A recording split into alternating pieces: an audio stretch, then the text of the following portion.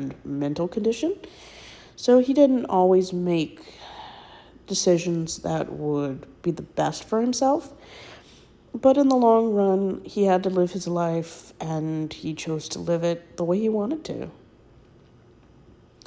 And that's really all about his life that I was involved with. We did not grow up together. I mean, my oldest brother, he left when I was around 6. And the second brother, who was in the military, he left when I was 7 or 8.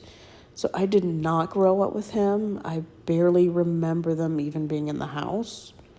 I remember them coming back for holidays, and my mother sending letters and talking on the phone.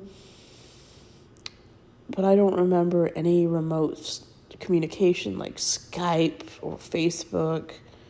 So it's pretty limited. So the third oldest child, there was the oldest brother, there was a 3-year gap between the oldest and the second oldest brother. And between the second oldest brother and my oldest sister, there was a 6-year gap. And she was born in the late 80s in Montana, which is where most of my siblings were born. At least 4 of them were born in Montana. I'm not sure where the oldest brother was. I think it was Ohio. And she was born in the late 80s, and she was born with development disability. I guess now we call them learning disabilities. But back in the late 80s and 90s, there was no name for it, and very limited to no education or even parental books about it. So my parents, having her was definitely a strain in the family. I mean, it wasn't her fault by any means, but being different in this family was something that was not permitted. So you can imagine her growing up and being a teenager from 2001 to 2008, when she was a teen, was definitely the hardest times of our family.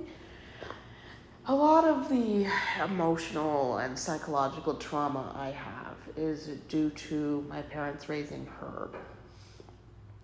My mother tried to make her into a normal person, and you can't make somebody who's not, I guess, the acceptable kind of normal into that normal.